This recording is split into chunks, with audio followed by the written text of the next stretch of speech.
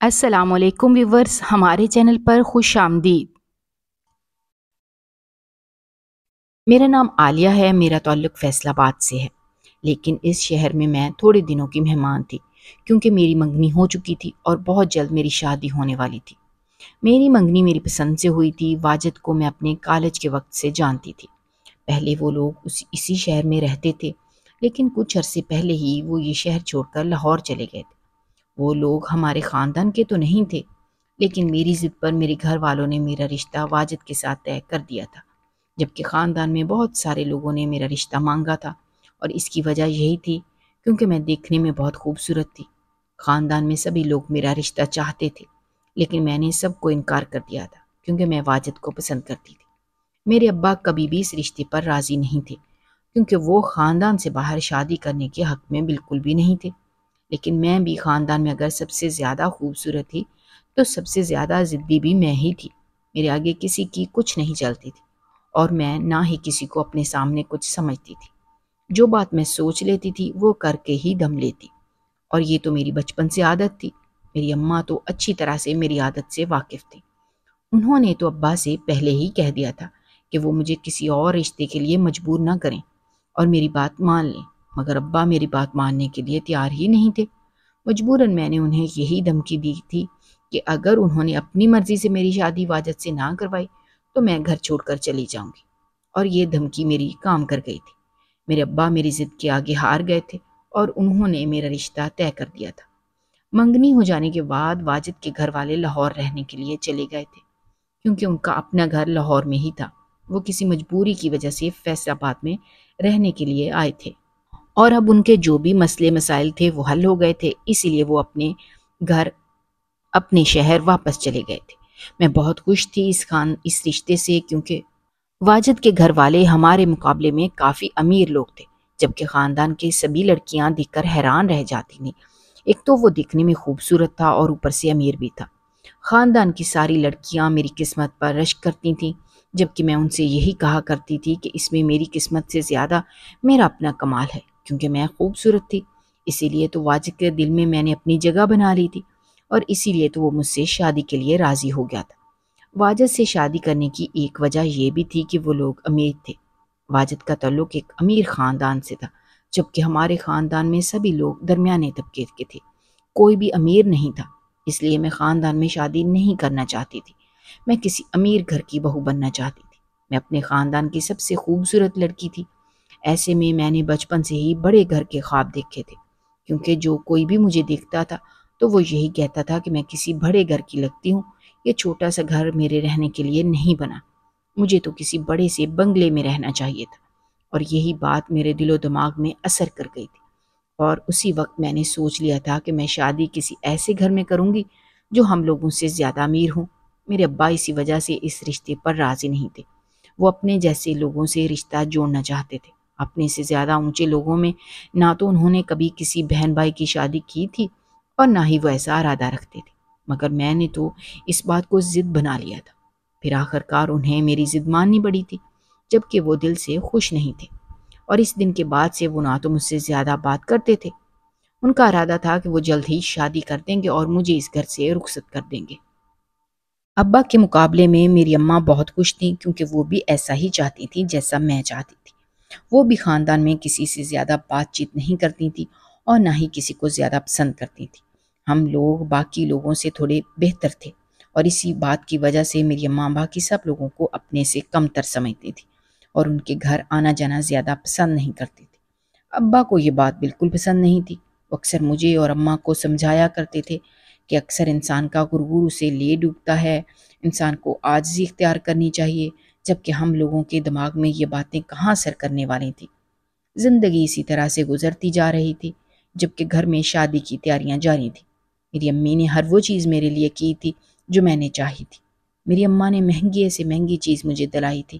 ابا نے تو وہی کیا تھا جو اماں نے ان سے کہا تھا، کیونکہ اس رشتے میں ان کی رضامندی شامل نہیں تھی، اسی لیے انہوں نے اس شادی میں بھی زیادہ دلچسپی نہیں لی تھی۔ جیسا میں نے اور اماں نے ان سے کہا تھا وہ بالکل ویسا کرتے گئے، اور پھر تھوڑے ہی دنوں میں شادی کی تاریخ طے ہو گئی تھی۔ گھر میں شادی کے فنکشن چل رہے تھے، ہمارے رشتہ دار بھی شادی میں شرکت کے لیے آئے ہوئے تھے۔ جو بھی میرے سسرال والوں کو دیکھتا تو حیران رہ جاتا تھا، اور جس وقت بارات آئی تھی تو اس وقت تو ساری لڑکیاں واجد کو دیکھ کر ایسے حیران رہ گئی تھیں جیسے انہوں نے آج سے پہلے ایسا خوبصورت لڑکا دیکھا ہی نہ ہو۔ وہ حیرت سے، حسرت سے اور حسد سے اسے دیکھ رہی تھی۔ کچھ لوگوں کا یہ بھی کہنا تھا کہ اگر میں دیکھنے میں خوبصورت تھی تو میرا شوہر بھی کسی سے کم نہیں تھا، دونوں کی جوڑی بہت اچھی لگے گی۔ بہت سارے لوگوں نے اچھی باتیں بھی کہی تھیں، جبکہ بہت سارے لوگوں نے حسد بری نظروں سے دیکھا تھا۔ مجھے کسی کی پرواہ نہیں تھی۔ بہت سارے لوگوں کا دل میں نے توڑ دیا تھا، کیونکہ خاندان میں سبھی لڑکے مجھے پسند کرتے تھے، مگر میں نے سب کو ٹھکرا کر اس انسان کا ہاتھ تھام لیا جو مجھے پسند تھا۔ شادی کی ساری تقریبات اچھے طریقے سے ہو گئی تھی اور میں رخصت ہو کر اپنے سسرال آ گئی۔ میرے سسرال والوں کا گھر ہمارے گھر سے کہیں زیادہ بڑا تھا۔ وہ دیکھنے میں کسی بنگلے سے یا کسی محل سے کم نہیں تھا۔ اتنا خوبصورت گھر تو آج تک میں نے باہر سے ہی دیکھا تھا، کبھی اندر جانے کا اتفاق نہیں ہوا تھا، اور آج میں اس گھر کی مالکن بن گئی تھی۔ یہ بھی میری اپنی ہی کوشش تھی کہ کالج کے زمانے میں ہی میں نے واجد کو اپنے وش میں کر لیا تھا اور اسے خود سے اتنی محبت کرنے پر مجبور کر دیا تھا کہ وہ میرے علاوہ کسی کے بارے میں سوچ بھی نہیں سکتا تھا، اور پھر آخر کار میں اپنے مقصد میں کامیاب ہو گئی تھی۔ میں شادی کر کے اس بڑے گھر میں آنا چاہتی تھی، اور ایسا ہو گیا تھا۔ اس گھر میں ضرورت سے زیادہ چیزیں موجود تھیں، کام کاج کے لیے ملازم موجود تھے، مجھے تو ویسے بھی کام کرنے کی عادت نہ تھی۔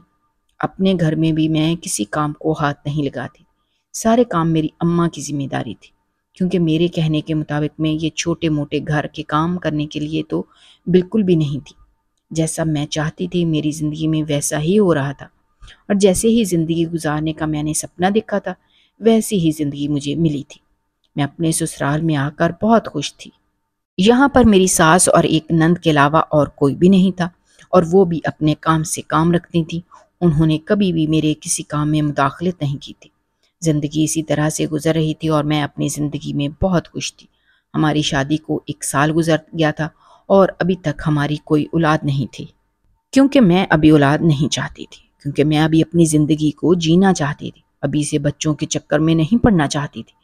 پہلے تو واجد کو میری اس بات پر اعتراض تھا، کیونکہ اس کی ماں ایسا نہیں چاہتی تھی، لیکن پھر محبت سے سمجھانے پر وہ تو میری ہر بات ہی مان لیتا تھا۔ اس نے میری یہ بات بھی مان لی تھی۔ میں بہت خوش تھی کہ اس نے مجھے اس بات پر مجبور نہیں کیا تھا۔ سارا وقت گھر میں رہ کر میں بور ہونے لگی تھی، اسی لیے میں نے باہر جانا شروع کر دیا۔ کبھی میں اکیلی گھر سے باہر گھومنے کے لیے چلی جاتی، یا کبھی اپنی کسی سہیلی سے ملنے چلی جاتی۔ ایک دن اسی طرح سے میں شاپنگ کرنے کے لیے گھر سے باہر نکلی تھی، جب اچانک سے ایک فقیر نے میرے سامنے آئی۔ پہلے تو اس نے مجھے دیکھ کر بہت دعائیں دی تھیں اور میری بہت تعریف کی تھی کہ میں بہت ہی خوبصورت ہوں، اور اس کی اسی بات سے متاثر ہو کر اور خوش ہو کر میں نے اسے پیسے دیے تھے اور وہ چلی گئی، اور میں بھی اپنے گھر واپس آ گئی۔ اور پھر دوبارہ سے اگلے ہی دن میں اپنی ایک سہیلی سے ملنے کے لیے گھر سے باہر گئی تھی، جب دوبارہ سے وہی فقیرنی میرے سامنے آئی۔ جب اس نے میری آنکھوں پر ہاتھ رکھا اور مجھے یہ کہنے لگی کہ تم جلدی اندھی ہونے والی ہو، مجھے اس کی بات پر پہلے حیرت ہوتی اور پھر میں مسکرا کر اس کی بات کو مذاق سمجھ کر ٹال دیتی، یہی سوچ کر کہ بھلا اسے کیا پتا پیسے مانگنے کے لیے کیسے کیسے باتیں کر جایا کرتی ہیں۔ اس لیے غریب سمجھ کر میں اسے چند پیسے دیتی اور وہاں سے چلی جاتی۔ اس سارے واقعے کو کچھ ہی دن گزرے تھے جب میرے سر میں درد ہونے لگا۔ کچھ دنوں سے میرے سر میں درد ہو رہا تھا جسے میں نظر انداز کرتی آ رہی تھی، اور گھر میں کوئی بھی نہ کوئی دوائی اٹھا کر کھا لیتی۔ میں نے کبھی بھی ایسی چیزوں کو زیادہ اپنے ذہن پر سوار نہیں کیا تھا، یہی سوچا تھا کہ ویسے ہی کسی بات سے سر میں درد ہوگا اور خود بخود ٹھیک ہو جائے گا، لیکن وہ ٹھیک ہونے کے بجائے دن بہ دن بڑھتا جا رہا تھا۔ مجبوراً مجھے اپنے شوہر کو بتانا پڑا۔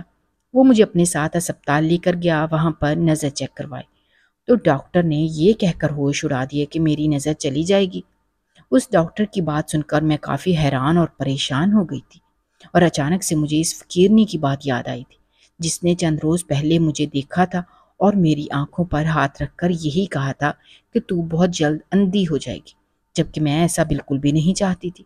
کون انسان ہوگا جو اس بات پر پریشان نہ ہوگا کہ اس کی بینائی چلی جائے گی؟ اور ویسے بھی جس قدر میں اپنی خوبصورتی کو لے کر اور اپنی ہر چیز کو لے کر سوچتی تھی، اور یہ سوچتی تھی کہ میں ہر لحاظ سے سب سے بہتر ہوں، ایسے میں نظر کا چلے جانا میرے لیے بہت بڑا مسئلہ تھا۔ میں ایسا بالکل نہیں چاہتی تھی۔ مجھے ڈر تھا کہ اگر ایسا ہوا تو میرا شوہر مجھے چھوڑ دے گا، اور اس کے بعد میرا کیا ہوگا؟ میں اپنے گھر واپس جاؤں گی تو سبھی لوگ میرا مذاق اڑائیں گے، مجھ پر ہنسیں گے۔ جو لوگ میری تعریف کرتے نہیں تھکتے تھے وہ لوگ میرے اوپر ہنسیں گے، اور ایسا میں بالکل نہیں چاہتی تھی۔ میں نے اپنے شوہر سے یہی کہا تھا کہ وہ کچھ بھی کر کے میرا علاج کروائے۔ جب اس نے ڈاکٹر سے بات کی اور یہ کہا کہ وہ کچھ بھی کرنے کے لیے تیار ہے، جتنے بھی پیسے لگیں گے میرے علاج پر وہ دینے کے لیے تیار ہے، لیکن ڈاکٹر میری نظر کو بچا لیں۔ جبکہ ڈاکٹر کا کہنا تھا کہ وہ اس معاملے میں کچھ نہیں کر سکتے، ہمیں کسی اور سے اس بارے میں مشورہ لینا ہوگا۔ جبکہ ہم لوگوں نے بہت سارے ڈاکٹروں سے بات کی تھی اور مایوس لوٹے تھے، اور پھر اچانک سے مجھے اس فقیرنی کا خیال آیا تھا۔ میں نے اس فقیرنی کو ڈھونڈنا شروع کر دیا۔ مجھے ایسا لگتا تھا جیسے وہ میری مدد کر سکتی تھی، اور پھر کافی کوششوں کے بعد آخر کار وہ مجھے مل گئی تھی۔ جب میں نے اسے پوری بات بتائی تو وہ خاموش ہو گئی۔ اس کا کہنا تھا کہ اس نے تو مجھے پہلے ہی یہ بات بتا دی تھی۔ میں نے اس کی منت کی تھی اور یہی کہا تھا کہ میں کچھ بھی کرنے کے لیے تیار ہوں، وہ جو بھی کہے گی میں اسے دینے کے لیے تیار ہوں، لیکن وہ میری اس معاملے میں مدد کر دے اور کسی بھی طرح سے میری نظر اور میری بنائی جانے سے بچا لے۔ میری باتیں سن کر وہ خاموش ہو گئی تھی۔ اس کا کہنا تھا کہ اگر میں اس سارے معاملے سے نجات چاہتی ہوں تو مجھے اس کی ساری باتیں ماننی ہوں گی۔ میں تو اس کی ہر بات ماننے کے لیے تیار تھی۔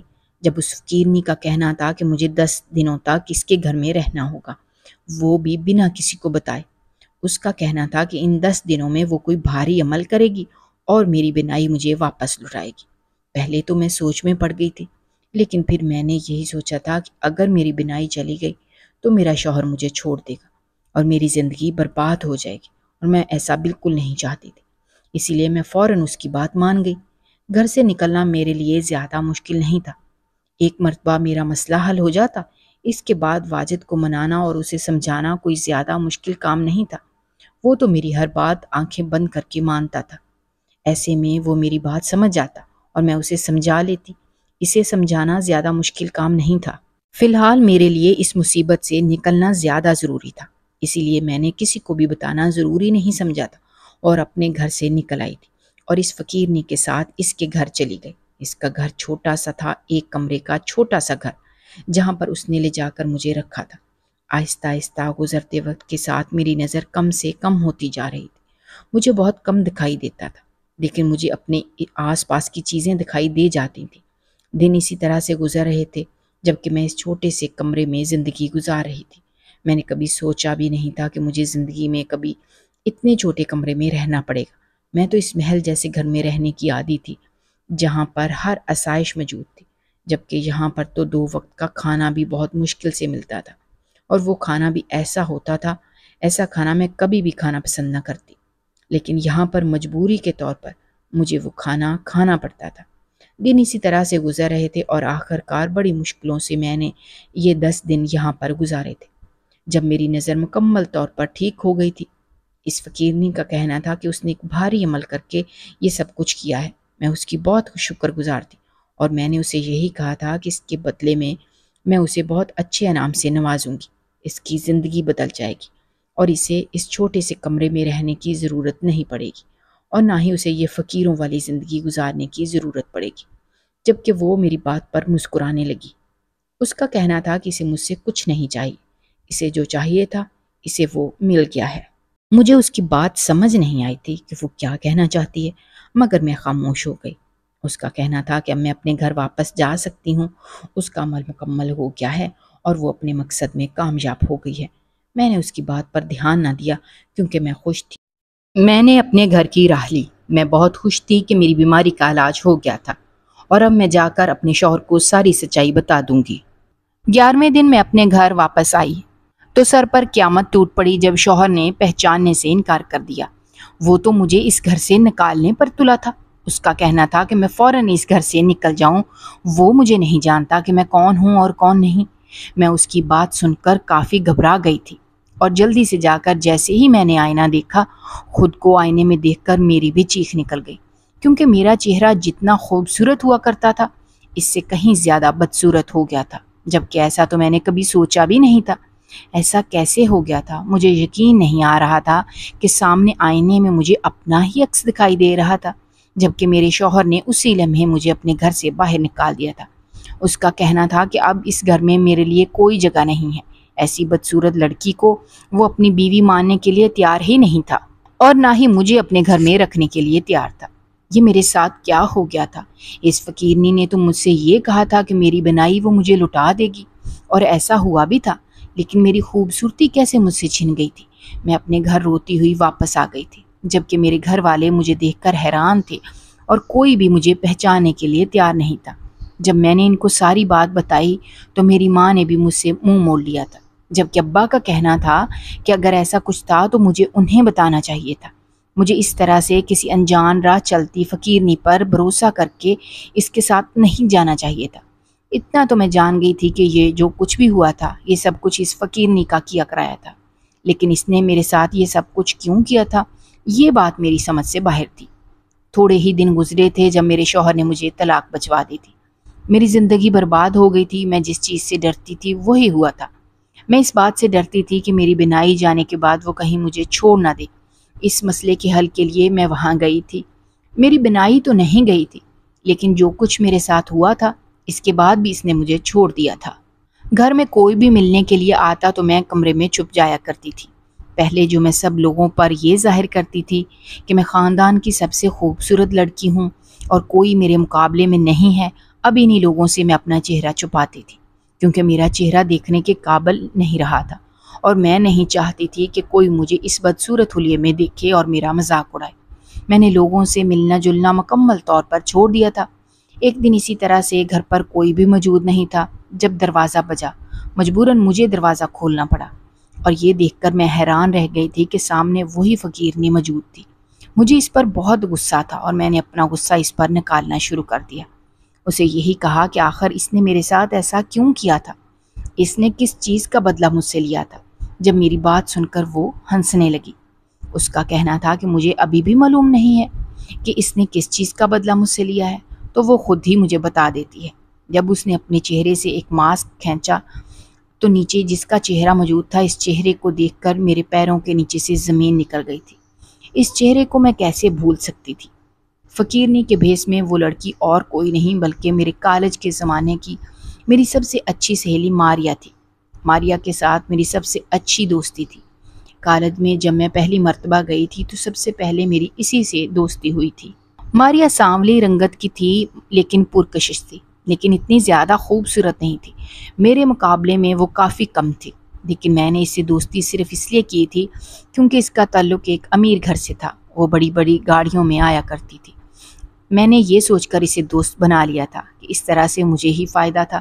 وہ اپنے پیسوں سے مجھے اچھا کھانا کھلاتی تھی اور باہر گھومنے بھی لے جاتی، اپنے پیسوں سے مجھے شاپنگ کرواتی تھی اور اپنی گاڑی میں مجھے گھماتی تھی۔ انہی ساری چیزوں کی وجہ سے میں نے اس سے دوستی کی ہوئی تھی۔ اور پھر ایک دن اس نے مجھے اپنی زندگی کا سب سے بڑا راز بتایا تھا۔ اس کا کہنا تھا کہ وہ اپنے ایک کزن سے محبت کرتی ہے اور وہ بچپن سے اسے چاہتی ہے۔ جب اس نے مجھے اس کی تصویر دکھائی تھی تو اس کا کزن دیکھنے میں بہت خوبصورت تھا۔ میں حیران ہوئی تھی کہ اتنے خوبصورت لڑکے نے اس عام سی شکل و صورت والی لڑکی کو پسند کیوں کیا تھا۔ اسی لمحے اس کا کزن مجھے اچھا لگا تھا اور پھر ایک دن وہ بہت خوش تھی۔ اس کا کہنا تھا کہ اس کے کزن سے اس کی منگنی ہو گئی ہے۔ اس کے بچپن کی محبت اسے مل گئی تھی۔ اس نے مجھے ایک بہت اچھی جگہ سے کھانا کھلایا تھا اور مجھے بہت ساری چیزیں بھی دلوائی تھیں، کیونکہ اس دن وہ بہت خوش تھی۔ جبکہ اس کی یہ بات سن کر مجھے ذرا خوشی نہیں ہوئی تھی، کیونکہ اس کا کزن مجھے اچھا لگنے لگا تھا۔ میں چاہتی تھی کہ کسی بھی طرح سے میری اس سے ایک مرتبہ ملاقات ہو، پھر اس کو میں اس طرح سے اپنے بس میں کروں گی کہ وہ کبھی بھی اس لڑکی سے شادی نہیں کرے گا، بلکہ اسے چھوڑ کر مجھ سے شادی کرے گا۔ میں اسی موقع کی تلاش میں تھی کہ ایک مرتبہ میری اس سے ملاقات ہو جائے، اور پھر آخر کار مجھے وہ موقع مل ہی گیا تھا جب ماریا نے خود ہی مجھے اپنے منگیتر سے ملوانے کے لیے لے کر گئی تھی۔ میں نے بہانے سے اس کے فون سے اس کا نمبر نکالا تھا اور پھر فون پر اس سے بات کرنے لگی تھی۔ آہستہ آہستہ میں اس سے ملنے لگی تھی اور اس طرح سے واجد کو میں نے مکمل طور پر اپنے بس میں کر لیا تھا۔ میں نے اسے اپنی خوبصورتی کے جال میں اس طرح سے الجھا لیا تھا کہ اس نے میرے کہنے پر ماریا سے شادی کرنے سے صاف انکار کر دیا تھا اور مجھ سے منگنی کر لی تھی۔ اس کے گھر والے پہلے تو راضی نہیں تھے، لیکن اس نے اپنی بات منوا لی تھی۔ ماریا کو اس بات سے اتنا صدمہ پہنچا تھا کہ وہ یہ شہر چھوڑ کر ہمیشہ کے لیے یہاں سے چلی گئی تھی، کیونکہ ماریا کے والدین کا تو انتقال ہو گیا تھا۔ وہ اپنے ماموں کے گھر میں رہتی تھی۔ اور اس واقعے کے بعد وہ ہاسٹل میں رہنے کے لیے چلی گئی تھی۔ اس نے یہاں پر رہنا چھوڑ دیا تھا۔ اس کے بعد نہ تو میری کبھی اس سے ملاقات ہوئی تھی اور نہ ہی کبھی وہ یہاں پر آئی تھی، اور ابھی اتنے سالوں بعد وہ میرے سامنے موجود تھی۔ اس کا کہنا تھا کہ میں نے اس سے اس کی زندگی کی سب سے بڑی خوشی چھین لی تھی، اور اس نے بھی مجھ سے میری زندگی کی سب سے بڑی چیز چھین لی تھی، کیونکہ مجھے اپنی خوبصورتی پر ناز تھا اور اس کے سامنے میں کسی کو کچھ نہیں سمجھتی تھی، اسی لیے اس نے وہ خوبصورتی مجھ سے چھین لی تھی۔ اس وقت اس نے مجھے بتایا تو اس کا کہنا تھا کہ وہ یہ شہر چھوڑ کر دوسرے شہر میں ہاسٹل میں رہنے لگی تھی، لیکن اسے رہ رہ کر مجھ پر غصہ آتا تھا۔ اس کی سب سے اچھی دوست نے اس کے ساتھ غداری کی تھی، اس کی بچپن کی محبت اس سے چھین لی تھی۔ وہ کیسے مجھے معاف کر سکتی تھی؟ پھر اس نے مجھ سے بدلہ لینے کا سوچا تھا۔ اس کا کہنا تھا کہ وہ اس طرح سے مجھ سے بدلہ نہیں لے سکتی تھی، اس لیے اس نے جادو کا سہارا لیا تھا، جادو کرنا سیکھا تھا۔ جب اس نے اس چیز پر مکمل عبور حاصل کر لیا تو وہ فقیرنی کے روپ میں مجھ سے آ کر ملی تھی، مجھ سے میری خوبصورتی چھیننا چاہتی تھی، اسی لیے اس نے یہ سب کچھ کیا۔ اس نے جان بوجھ کر میری آنکھوں پر ہاتھ رکھا تھا اور مجھ پر جادو کیا تھا، جس کی وجہ سے میری بینائی جانے لگی تھی۔ وہ جانتی تھی کہ میں اپنی بینائی کبھی نہیں کھونا چاہوں گی، اور اس کے علاج کے لیے میں اس کے پاس آؤں گی، اور جب میں اس کے پاس آؤں گی تو وہ اپنے خاص عمل سے مجھ سے میری خوبصورتی چھین لے گی، اور اس نے ویسا ہی کیا تھا۔ جو 10 دن میں اس کے ساتھ اس کے گھر میں رہی تھی تو وہ 10 دن اس نے بہت خاص اور پکا عمل کیا تھا، اور میرا چہرہ مکمل طور پر بدل دیا تھا۔ میں جو خوبصورت نظر آتی تھی اتنی ہی بدصورت ہو گئی تھی۔ اس کا کہنا تھا کہ اس کا بدلہ پورا ہو گیا ہے۔ اس کا کہنا تھا کہ میں یہ بات کیسے بھول گئی کہ جو شخص ایک خوبصورت چہرے کے لیے اپنی منگیتر کو چھوڑ سکتا ہے، وہ بھلا ایک بدصورت لڑکی کے ساتھ کیسے زندگی گزار لے گا؟ وہ اسے اپنی بیوی کے روپ میں کیسے قبول کرے گا؟ میرا غرور میری خوبصورتی تھی اور اس نے مجھ سے میرا غرور ہی چھین لیا تھا۔ اب اس کا بدلہ پورا ہوا تھا، اتنا کہہ کر وہ وہاں سے چلی گئی تھی، جبکہ میں پھوٹ پھوٹ کر رونے لگی تھی۔ میرے ساتھ جو کچھ بھی ہوا تھا اس میں کسی کی کوئی غلطی نہیں تھی، وہی کچھ میرے ساتھ ہو رہا تھا جو آج تک میں لوگوں کے ساتھ کرتی آئی تھی۔ میں اپنے سامنے کسی کو کچھ نہیں سمجھتی تھی، مجھے اپنے چہرے پر ناز تھا اور غرور تھا، اور آخرکار میرا غرور خاک میں مل گیا تھا۔ اس کے بعد سے میں اپنے گھر سے باہر نہیں نکلتی تھی، اور اگر کبھی غلطی سے چلی جاتی تو سبھی لوگ میرے چہرے کو دیکھ کر میرے اوپر ہنستے اور میرا مذاق اڑاتے، یہی کہا کرتے تھے کہ اتنے بدصورت چہرہ انہوں نے آج سے پہلے نہیں دیکھا، اور میں اپنے گھر میں بند ہو کر رہ گئی تھی۔ ایسا لگتا تھا کہ جیسے میں پاگل ہو جاؤں گی۔ جس آئینے کو میں بار بار دیکھتی تھی اب اسی آئینے کو دیکھنے کو دل نہ کرتا تھا، اور میں نے اپنے گھر سے سارے آئینے ہٹا دیے تھے۔ تھوڑے عرصے بعد مجھے یہ خبر ملی تھی کہ میرے شوہر نے دوسری شادی کر لی تھی، اور جس کے ساتھ یہ دوسری شادی کی تھی وہ کوئی اور نہیں بلکہ میری وہی سہیلی ماریا تھی جس نے میرا یہ حال کیا تھا۔ آخرکار اسے اس کی محبت مل گئی تھی، اور میرے ہاتھ کیا آیا تھا؟ کچھ بھی نہیں۔ میں نے اسے اس کی خوشی چھیننے کی کوشش کی تھی، مگر آخرکار وہ اسے مل گیا تھا، کیونکہ وہ اسی کا تھا، اور مجھے کیا ملا تھا؟ میں خالی ہاتھ رہ گئی تھی، اور اب میں اپنے کیے کی سزا کاٹ رہی تھی۔ نہ میری کوئی اولاد تھی جو میرے جینے کا سہارا ہوتی، کیونکہ میں نے تو خود ہی اولاد پیدا نہیں کی تھی۔ اب ایسے چہرے کے ساتھ نہ ہی کوئی مجھے اپنانے کے لیے تیار تھا۔ اب مجھے اپنی ساری زندگی اسی گھر میں گھٹ گھٹ کر گزارنی تھی۔ میں نے زندگی میں یہی سبق سیکھا تھا کہ کسی سے چھینی ہوئی چیز کبھی بھی آپ کی نہیں ہوتی، اس کا اصل حقدار وہی انسان ہوتا ہے، اور ہر وہ انسان فائدے میں رہتا ہے جو اسے میں خوش ہو جائے، جو اس کے لیے ہو۔ اگر وہ دوسروں کا حق چھینے گا تو اس کی سزا بھی اسے کاٹنی پڑے گی، جیسے میں کاٹ رہی تھی۔ اگر آپ کو ہماری کہانیاں پسند آ رہی ہیں تو ہمارے چینل کو سبسکرائب کیجیے، ویڈیوز پر کمنٹ کیجیے اور شیئر کیجیے۔ شکریہ۔